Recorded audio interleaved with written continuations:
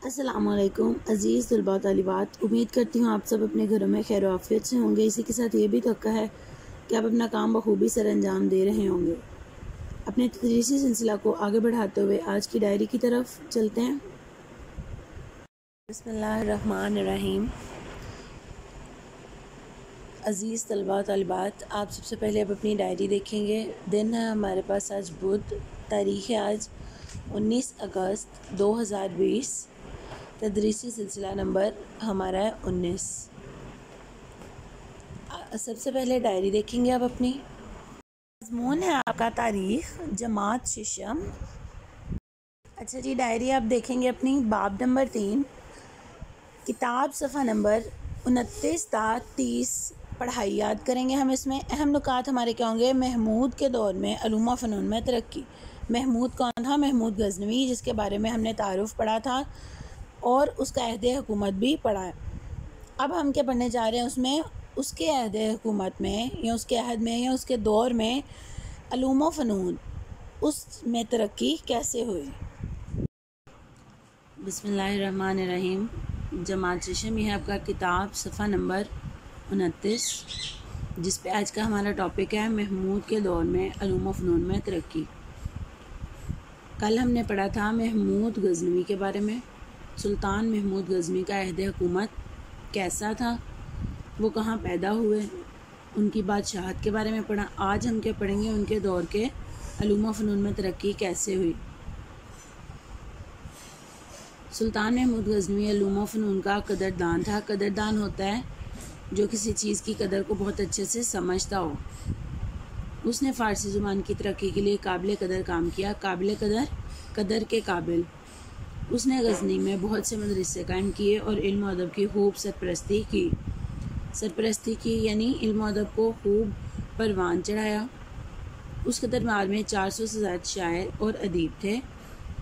शायर होते हैं जो शेर गोई करते हैं और अदीब होते हैं जो कहानियाँ लिखते हैं, मुसन्निफ़ जिन्हें हम कह सकते हैं, जिनमें फिरदौसी और अलबिरूनी जैसे बाकमाल लोग भी शामिल थे।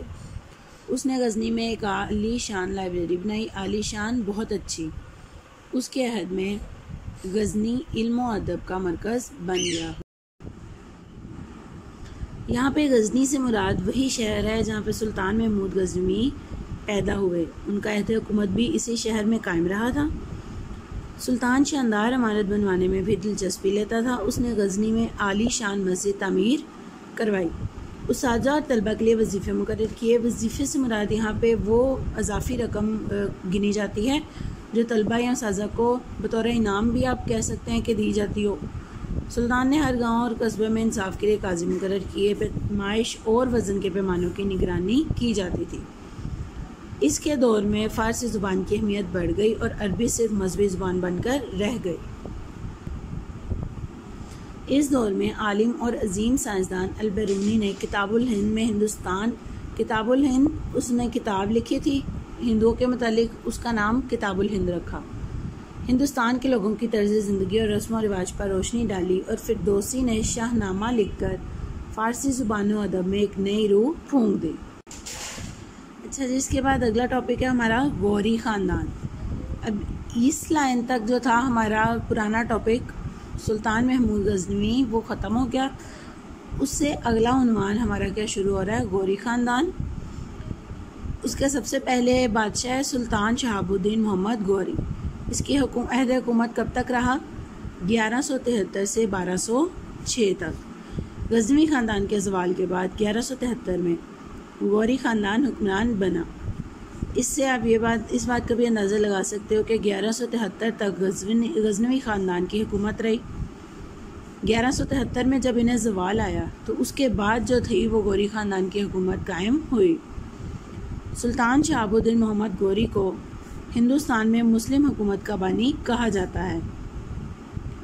मोहम्मद गौरी अपने भाई की वफ़ात के बाद 1203 में तख्त नशीन हुआ। इस ख़ानदान का ताल्लुक़ गौर से था।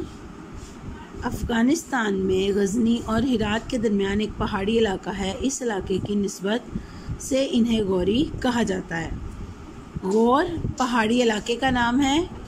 इसी पहाड़ी इलाके से ताल्लुक़ रखने की निस्बत से इसी पहाड़ी इलाके से ताल्लुक़ रखने की वजह से इन्हें क्या कहा जाता था? गौरी। गौरी उनकी ज़ात जो है वो कहाँ से उनको नाम मिला गौरी? इस पहाड़ से ताल्लुक़ रखने की वजह से। अच्छा जी, उसके बाद वो हमें नीचे आपको एक बॉक्स नज़र आ रहा है जिसमें लिखा हुआ है मुल्तान, पंजाब, सिंध सरहद। ये सब क्या है? फतूहात। किसकी फतूहात? मोहम्मद गौरी, सुल्तान शहाबुद्दीन मोहम्मद गौरी की फतूहात, जिसके बारे में हम ऊपर पढ़ रहे हैं। जो उन्वान हमने अभी शुरू किया है उसकी फतूहात के बारे में हम पढ़ेंगे अब।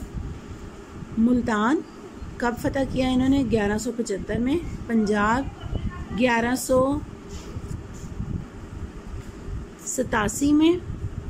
सिंध 1178 ईस्वी में। सरहिंद 1191 ईस्वी में। आज का हमारा उन्वान इतना ही था।